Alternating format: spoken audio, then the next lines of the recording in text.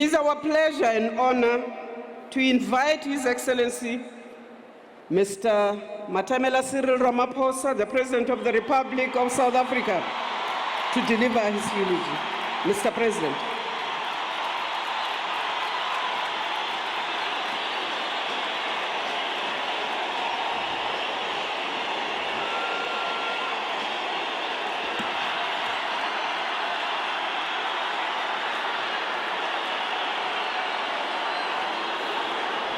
Amandla! Amandla! Long live the spirit of Winnie Mandela, long live! Long live the spirit of Nelson Mandela, long live! Amandla! Thank you, program directors, members of the Mandela and Madikizela families, Mama Grasa Machel, Ukumkani Wabatembu, Your Majesties, Kings and Queens of our people, His Excellency President Denis Sassou Nguesso, His Excellency President Hage Geingob, former state presidents Mbeki, Motlanthe and Zuma, former deputy president Phumzile Mlambo Ngcuka, Deputy President of the Republic David Mabuza, Speaker of the National Assembly Ms. Balega Mbete, the Chairperson of the National Council of Provinces Mme Modise, Vice Presidents and Prime Ministers, visiting former Presidents and Prime Ministers, Ministers and Deputy Ministers, heads of delegations from sister countries and multilateral organizations, leaders of the Alliance, the SACP, COSATU and SANCO, leaders of the South African political parties, leaders of the African National Congress at national, provincial, regional and branch level who are here, leaders of faith-based organizations, friends and comrades, fellow South Africans.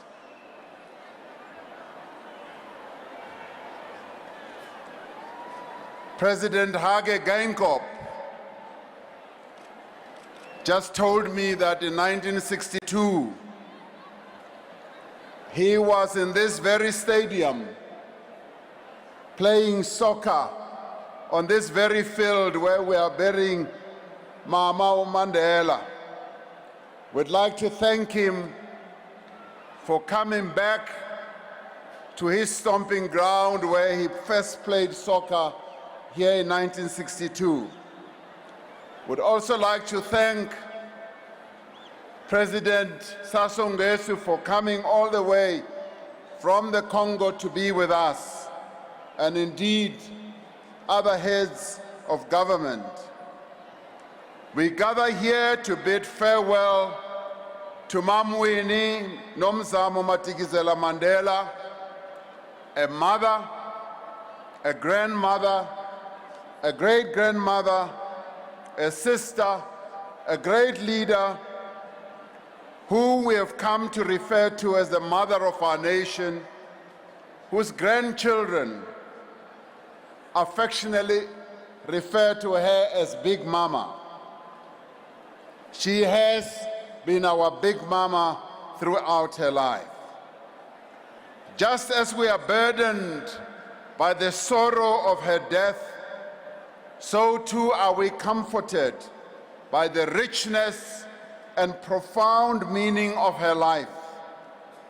The pain we carry in our hearts cannot be extinguished. Much as this is a painful moment for us, we do not want to be denied our joy in recalling the life of so wondrous a person. We gather here not only to pay our final respects to a great African woman, but to affirm the common humanity that through her life she revealed in us. Her life was dedicated to the unity of the daughters and sons of the African soil. Her life was dedicated to the unity of the oppressed of all nations. In death, she has brought us all together here, from near and far, across many nations, many continents, to mourn, to pay homage, to remember, and to fondly reminiscence. In death, she has demonstrated that our many differences along party political lines, along racial lines, and the numerous disputes we may have are eclipsed by our shared desire to follow her lead in building a just and equitable and caring society. Mama Winnie's life was about service, service to her people. It was a life of compassion. She chose as her vocation the alleviation of the suffering of others. She trained and worked as one who provides support and care and comfort to those mostly deeply affected by poverty, hunger, and illness. Yet, like many of the great leaders of her generation, she understood that the suffering she endured did not happen on the edges of society. Such suffering actually defined society. She saw for herself the deliberate intent of the apartheid rulers to impoverish the people of this country. Her conscience, her convictions left her with no choice but to get involved and to resist. She felt compelled to join a struggle that was as noble in its purpose as it was perilous in its execution. She felt compelled to speak out when others were rendered silent.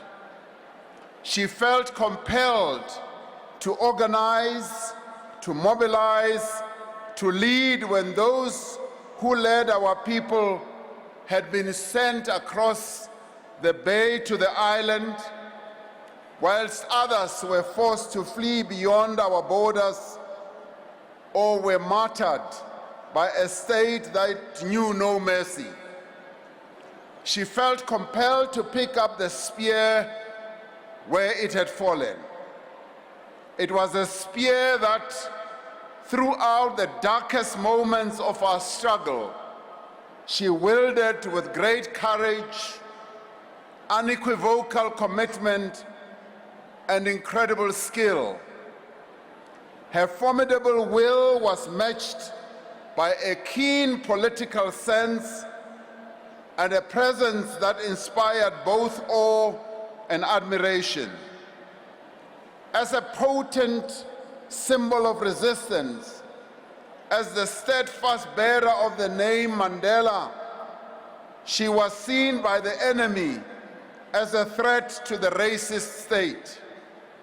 She was an African woman who, in her attitude, her words and her actions, defied the very premise of apartheid ideology and male superiority. Proud, defiant, articulate, she exposed the lie of apartheid. She laid bare the edifice of patriarchy. She challenged the attitudes, norms, practices, social institutions that perpetuated, in ways both brutal and subtle, the inferior status of women. Loudly and without apology, she spoke truth to power. It was those in power who, insecure and fearful, visited upon her the most vindictive, brutal, and callous retribution. Yet through everything, Mama Winnie endured. They could not break her. They could not silence her. After Nelson Mandela was jailed, she said, "They think they have put my husband on an island, that he will be forgotten. They are wrong. The harder they try to silence him, the louder I will become." And she became even more bolder and louder, and her voice was heard. They thought they could banish her to Brantford. They miscalculated greatly, because in truth, they sent her to live amongst her people, to share in their trials, to share in their tribulations, their hardships, to share their hopes and aspirations, and to draw courage from their daily struggles against the tyranny of racial subjugation. The enemy expected her to return from Brantford diminished, broken, and defeated. They expected her to succumb to the excruciating pressure of years of solitary confinement, harassment, separation, vilification, and everything you could think about is what they threw at her. Instead, she emerged from all these torments, emboldened, driven by a burning desire to give voice to the aspiration of her people, to give them hope, to give them courage, to lead them to freedom. It was not long ago that we celebrated Mama Winnie's 80th birthday, and Julius was there as well. On that occasion, we recited the poem by Maya Angelou, "And Still I Rise." It is only fitting that we should do so again today as we bid farewell to this great woman. For Maya Angelou could easily have written this poem to describe Umama uNomzamo Winnie Madikizela-Mandela. Maya Angelou writes, "You may write me down in history with your bitter, twisted lies. You may tread me in the very dirt, but still, like dust, I will rise. Did you want me broken, bowed head and lowered eyes, shoulders falling like teardrops, weakened by my soulful cries? You may shoot me with your words, you may cut me with your eyes, you may kill me with your hatefulness, but still, like air, I will rise. Does my sexiness upset you? Does it come as a surprise that I dance like I've got diamonds at the meeting of my thighs? Out of the hearts of history's shame, I rise. Up from a past that's rooted in pain, I rise. I am a black ocean, leaping and wide, welling and swelling, I bear in the tide, leaving behind nights of terror and fear, but I rise. In a daybreak that's wondrously clear, I do rise, bringing the gifts that my ancestors gave. I am the dream and the hope of the slaves. I rise, I rise, I rise. And this she would have said, because I am Winnie Madikizela-Mandela. Like so many of our people, she has lived with fear, with pain, loss, and disappointment. And yet each day, she rose with the nobleness of the human spirit. They sought to denigrate her with bitter and twisted lies, but still she rose. They wanted to see her broken, with bowed head and lowered eyes, and weakened by soulful cries, but still she rose.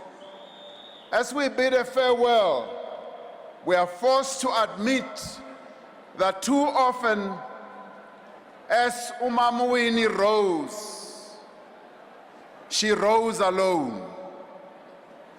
Too often, we were not there for her as she tried to rise. The day after she died, the ANC top 6 leaders went to her home to pay our condolences to the family. Ambassador Zenani Mandela, reflecting on her mother's life and overcome by emotion, said, "My mother suffered. She had a very difficult life." Then she burst into tears. That statement and those tears have stayed with me since that day. Zenani's tears revealed Mama Winnie's wounds. It brought to mind the moment when Jesus said to his apostle Thomas, as recorded in the book of John 20:27, "Put your finger here, see my hands, reach out your hand and put it in my side." In essence, Jesus was saying to the apostle, "Touch my wounds." During this period of mourning, many South Africans and indeed many people around the world have been touching Mama Winnie's wounds. It ought to have been done long ago. For she wore the gaping wounds of her people. We should have touched those wounds many years ago. She had been left to tend her wounds on her own for most of her life. Left alone to fend for herself only cost her more pain. But she touched our wounds all the time as a nation. When we lost our loved ones, when people were in pain, overcome with anger, prone to violence, Mama Winnie came to touch our wounds. She bore witness to our suffering. She not only touched our wounds, she also bandaged our wounds. We did not do the same for her. In her book, "Part of My Soul Went With Him," she writes, "I have ceased a long time ago to exist as an individual.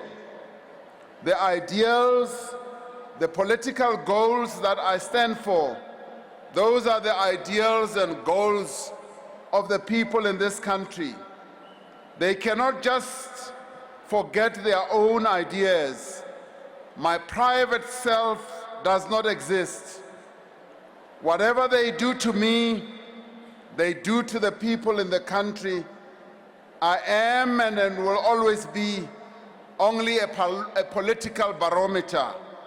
From every situation I have found myself in, you can read the political hit in the country at a particular time. When they send me into exile, it's not me as an individual they are sending. They think that with me they can also bend the political ideas, but that is a historical impossibility. They will never succeed in doing that. I am of no importance to them as an individual. What I stand for is what they want to banish. I couldn't think of a greater honor, close quotes. Her healing from the deep wounds inflicted on her was incomplete.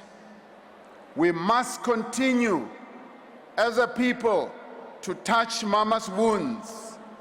We must acknowledge her immense pain and torment and pass on the stories of her suffering to future generations so that it may always be known that Mama Winnie was a giant, that she was a pathfinder, a soldier, a healer, a champion of our people's struggle, and forever the mother of the nation, and yes, indeed, Big Mama of the nation.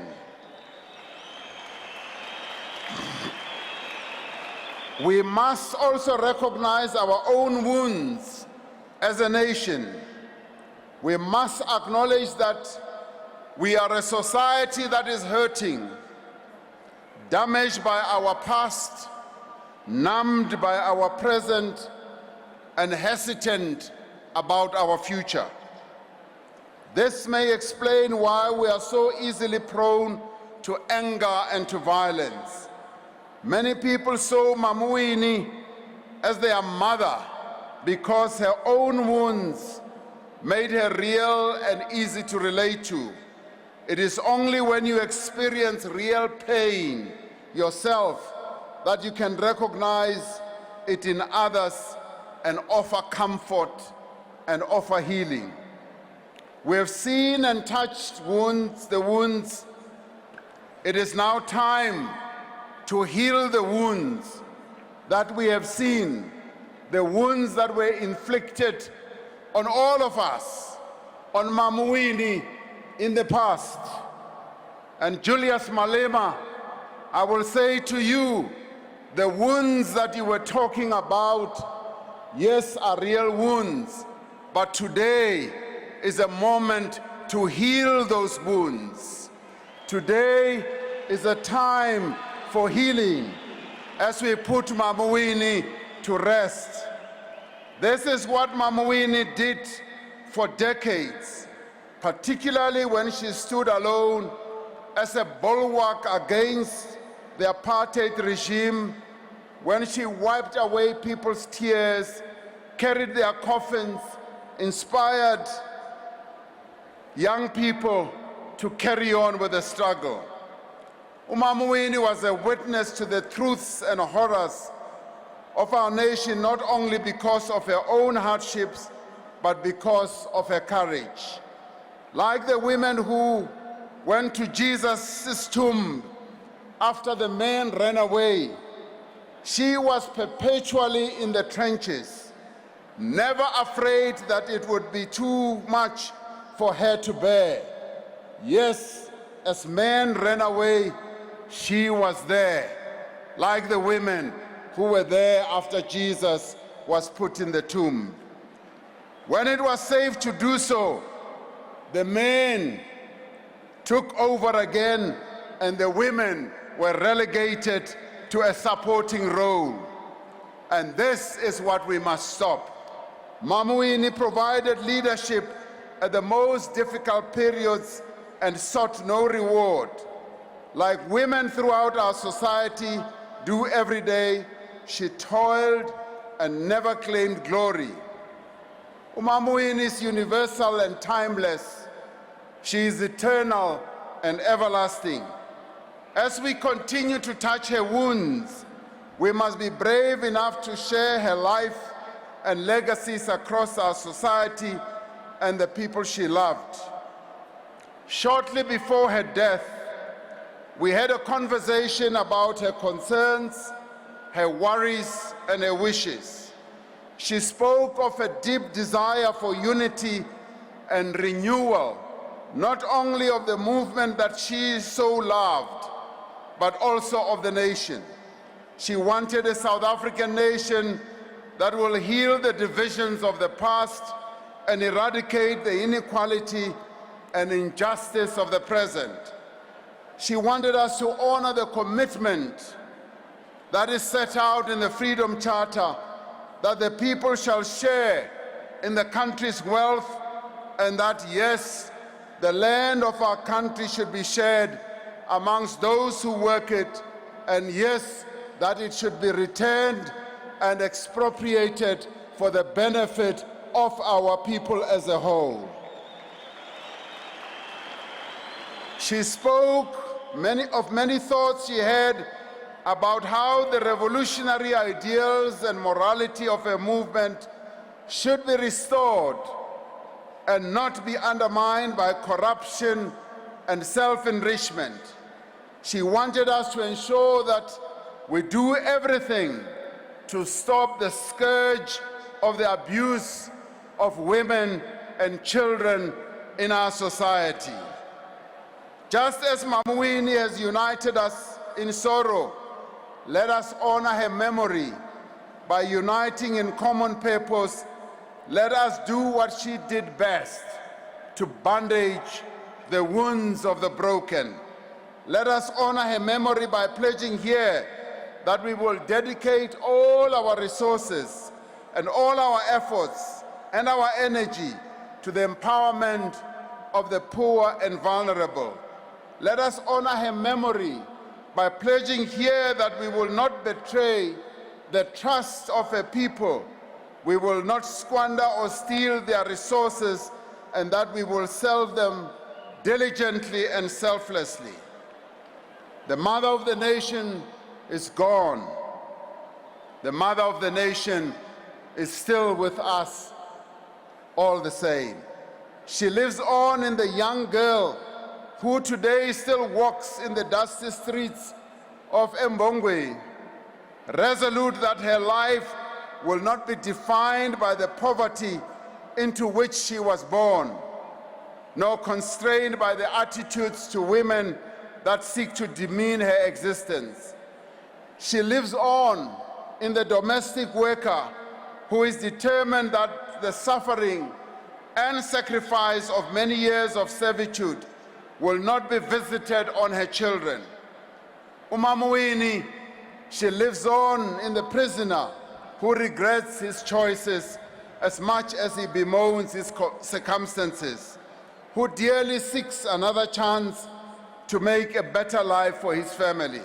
She lives on in the engineer who has defied discrimination and prejudice to build a career for herself in a field so long reserved for the privileged few.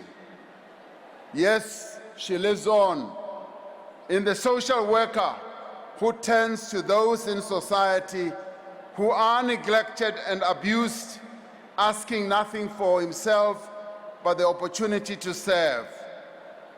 She lives on in the Palestinian teenager who refuses to stand by as he is stripped of his home, his heritage, and his prospects for a peaceful and content, dignified life. She lives on in the African-American woman who, though she lives in a country of great prosperity and progress, is still weighed down by the accumulated prejudice of generations. She continues to live in the conscience of the apartheid security policeman who has yet to atone for his murderous ways and what he did to her.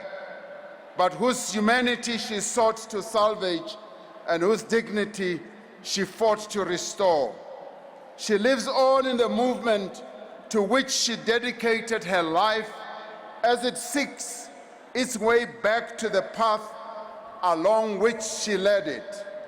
She lives on in the nation that called her Mama as it strives each day to fulfill its destiny as a united, peaceful, and prosperous and just society. Nomzamo Winnie Madikizela-Mandela has died, but she's not gone. She lives on in all of us. She inspires our actions, and she will continue to do so. She guides the struggles that we still have to wage. She remains our conscience. Let me conclude on two personal notes and an organizational note. The first is about her beauty. Many people have not commented so much about the beautiful woman that Mama Winnie was.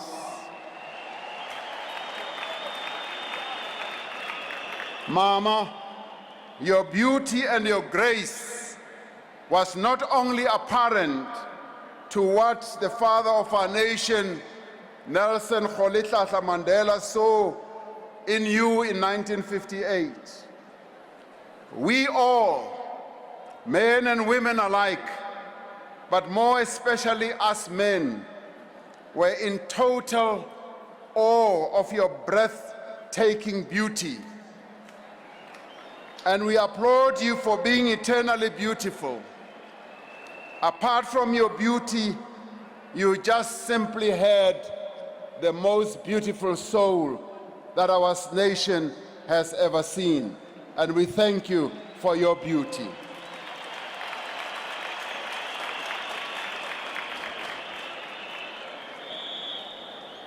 There is talk of an ambassador who, when he met her for the first time, had a handshake with Mama Winnie.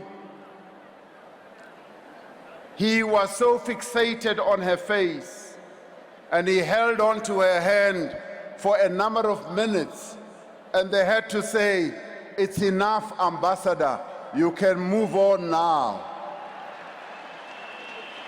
At your 80th birthday, you said you would take me and Julius Malema to Marikana to meet the widows of the departed miners. We could not go because you were not well. You are gone now. I am left to go alone. But I will be guided by your spirit. As you said, and I know that Julius Malema will go with me so that we can go and heal the wounds of the Marikana widows.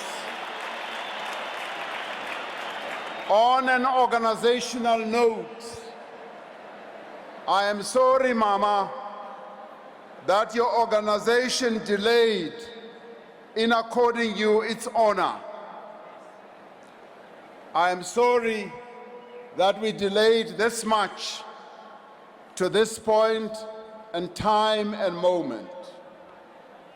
As President of the African National Congress, I will be proposing to the National Executive Committee that the ANC should award you the highest honor of our movement and bestow on you isithwalandwe siaparankwe, because indeed you are one of those leaders who richly deserve to be awarded siaparankwe isithwalandwe. We are now collectively setting you off on your last mile to rest, for you have run your race, Mama. Your forebears await you. Umadiba is waiting to receive you. Umama Albertina Sisulu, Umama Lillian Ngoyi, Helen Joseph, Charlotte Matleke, Rahima Musa, and Darcy September, and many others are waiting to welcome you.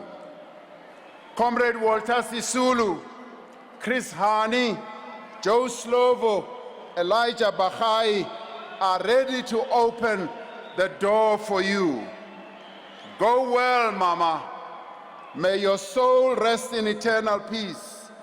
Ulale ngoxolo nobantu, Nguchana, Papa, Makhalendlovu, Msuthu, Msengethwa, Qhawe lamaqhawe, uhambe kakuhle, the mother of our nation, Big Mama, rest in peace, and we will forever love you and remember you. Yabulela, thank you very much.